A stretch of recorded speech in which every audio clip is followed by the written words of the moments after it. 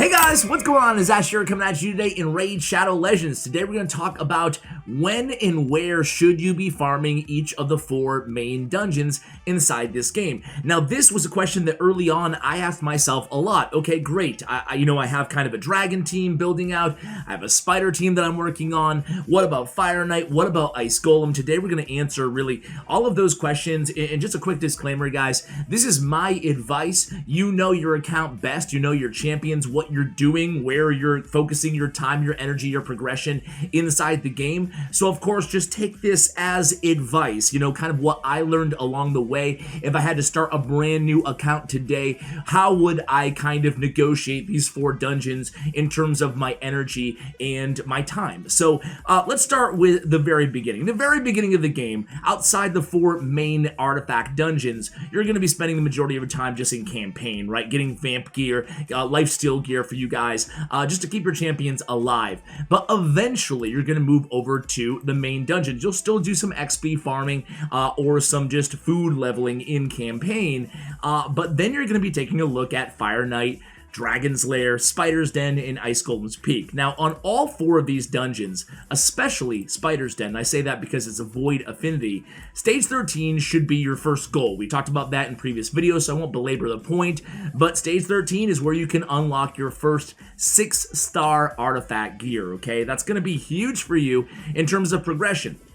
As soon as you can farm 6-star gear, it's going to make every other dungeon that much easier, and that's how you'll progress in the game, of course, along with ranking up these champions to 6 stars and getting them fully ascended in the potion crypts and stuff like that. But back to the dungeons. You should be starting in this game with Dragon's Lair, right? So Dragon's Lair is, let me just start off by saying this too, quick disclaimer again, all dungeons you should be farming at some point in the game, and a big point in dictating when and where you should be farming is events, right? And I'll talk about how that comes into play later, but for now, let's just pretend there's no dungeon event going on, okay? Dragon's Lair is considered to be the easiest dungeon, and I do agree with that. I think it's the easiest dungeon in the game, but more importantly, it's also a great dungeon for artifacts. There's 3 main, just OP artifact sets inside Dragon's Lair that you're gonna want to start farming up and slowly but surely collecting 5 and 6-star artifacts in these 3 categories. It's lifesteal, speed, and accuracy. Now, speed especially and accuracy are both used a lot in the end game as well, right? So especially speed. Speed is in a class all of its own inside this game because speed is so important, whether you're talking arena or just in dungeons. It's an incredibly important part, clan boss as well, of this game. Speaking of clan boss, lifesteal is going to be very, very important for you guys to farm, not just for clan boss, but also for difficult areas of the game and to help with your progression, help keep everybody healed up. Lifesteal does not scale, in my opinion, quite as well into the end game as speed and accuracy, but we'll talk about that more as we go into Fire Knight, which I consider to be probably the best end game dungeon. Doesn't mean it should be the only focus for you guys though. So accuracy is also incredibly important because what are you trying to do when you're upgrading your champions? You're trying to eventually get to the point where you don't have to put accuracy banners on all of your champions who are casting debuffs, right? In the arena, sure, you're always going to need it on your debuffers, but everywhere else in the game, the idea here is to get it so they don't need to have accuracy banners, and a good way of doing that is to have accuracy gear on those champions, okay? So at least have 1 accuracy set, that's plus 40 accuracy, okay? So accuracy from the Great Hall and from accuracy set, at least 1 on your debuffers, is going to help free up, more stats so you can, or more accuracy, so you can put that HP or that attack or that defense banner on those champions or even resist. So the majority of your time, especially as soon as you can clear level 13 and eventually level 20 of Dragon's Lair, should be split between Dragon's Lair and Spider's Den. Spider's Den is where you're probably going to be doing, almost everybody is going to be doing the majority of your farming in this game, period. Spider's Den is where you're going to be spending the most of your time overall in this game, not just because it's the only place to get or to farm accessories, but it's also, and very importantly, the best place in the game to get silver. And what does it matter how often you're farming Dragon's Lair and Fire Knight and Ice Golem Peak if you don't have enough silver? And again, bar none, anywhere in the game, 12-3 brutal campaign, any other dungeon, Spider's Den is the best place to get silver by selling the accessories that you don't want to keep. So, of course, what accessories should you sell and keep? That's going to change depending on how far you are progression-wise on your account. It might start with selling all your 4-star artifacts or accessories, excuse me, and then, you know, slowly but surely your lowest the low threshold of artifacts that you need or you can accept on your account because you're full, your inventory is going to steadily rise the longer you play this game. But, you know, suffice it to say, yes, very important to focus on Spider's Den, okay? So eventually, just like we talked about with Dragons, stage 13, and then eventually stage 20. Now, in Dragon's Lair, getting Poisoners is going to be important for your team, and block debuffs is really good for Dragon's Lair, okay? I meant to kind of give you a pointer on each dungeon or so. And it's also important to know that Dragon's Lair, the dragon, the boss, is the only enemy out of all 4 of these dungeons that is immune to turn meter manipulation. So decreased turn meter does not work against the dragon. However, block debuffs, maybe even Reviver is going to help you out in Dragon's Lair, and Poisoners does a lot of damage to the dragon. In Spider's Den, the spider is able to be manipulated by turn meter, so turn meter manipulation, I won't say it, or maybe I will say it in every single dungeon, is going to be very important. And also, any champion that does damage based on enemy max HP, such as Coltar, such as Royal Guard, is going to be tremendous in Spider's Den. Even a champion like Husk, for example, or Armiger is going to be very important for Spider's Den. So having a big damage dealer on your team is going to be great. Also, HP burn and stun for the Spiderlings is another strategy for Spider's Den. So keep an eye out for champions who have those skill sets. But yeah, only place to farm accessories and best place for silver. So me personally, I am almost always splitting my time in terms of the energy that I use farming between Spider's Den and wherever else I'm focusing. I'm never neglecting Spider's Den because I could always use more accessories and better accessories, and most importantly, I can always use a lot of silver, right? And I actually farmed overnight 2 nights in a row Spider's Den to get this 30 million silver, and I haven't spent any yet, so that's how important, that's how quickly you can farm it when you farm overnight, right? So now let's go into Fire Knight. So the thing with Fire Knight and Ice Golem and Dragon's Lair in the end game where I am right now, I'm taking a look at events because events are a great way. They give good rewards. Right now there's an Ice Golem. Let's check it out here, guys. No, I don't want that. Actually, it's a good deal though if you are a spender.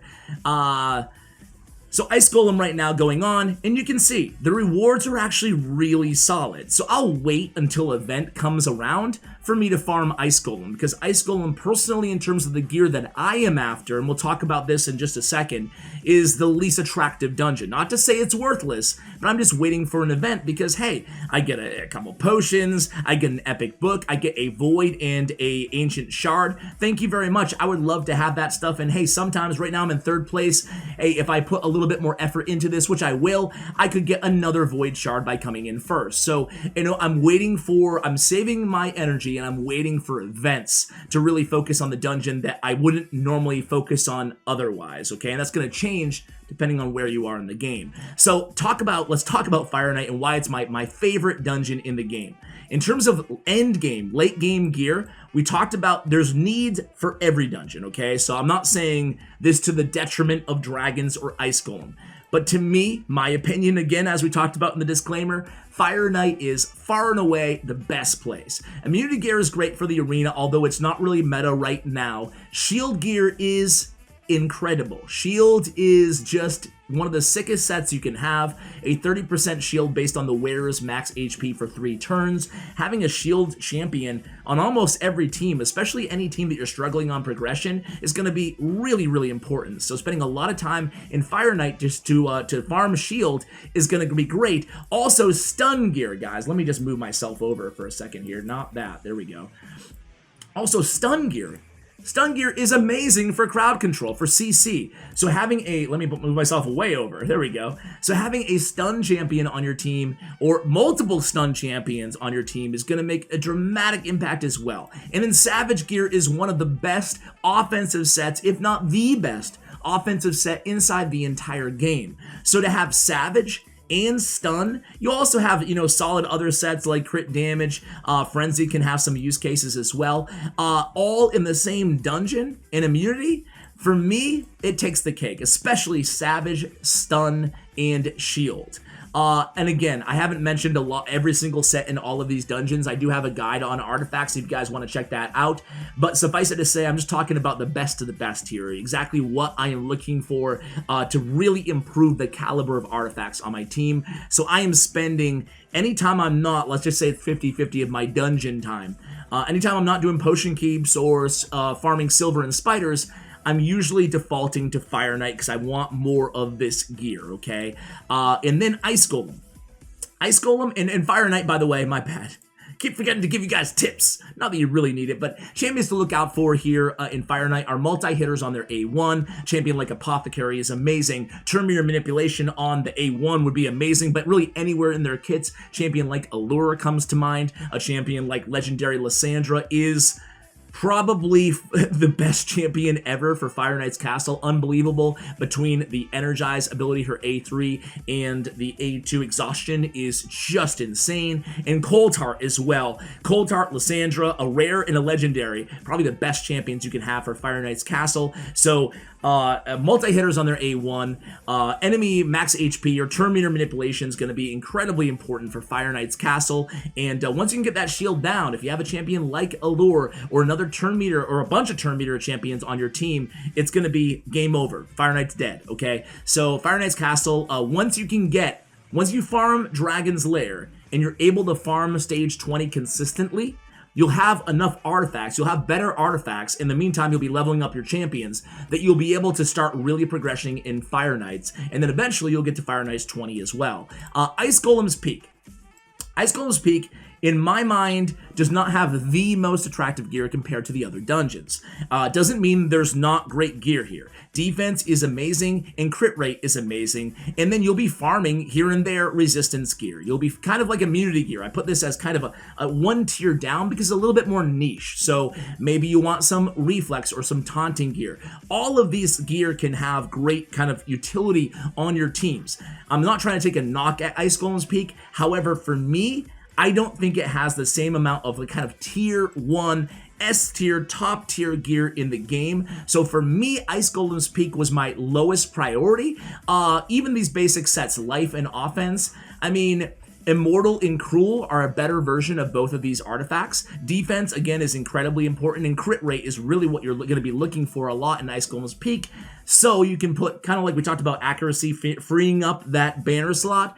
Crit rate's kind of the same deal, where if you can have 1 or 2 or even 3 crit rate sets on your champion, helps you free up those gauntlets. Instead of going crit rate, you go crit damage, and they become an extraordinary nuker for your team, okay? So there's definitely utility to Ice Golem's Peak, but as I mentioned earlier, personally, I'm picking and choosing my spots. I'm waiting maybe once a week, maybe, a couple days a month to really go hard on Ice Golem when there's an event going on or a tournament going on inside Ice Golem's Peak, okay? So I save this one kind of for last, or at least I pick and choose my spots on Ice Golem. I'd rather use my energy in a dungeon where I really want multiple sets that I value the highest. And I already talked about what those sets are. For Ice Golem's Peak, again, turn meter is very important. Having a reviver, having a lot of support in Ice Golem is really important. Having shield champions, and it's not all about damage in Ice Golem. Too much damage, you're gonna have real trouble with the reflect in the second wave,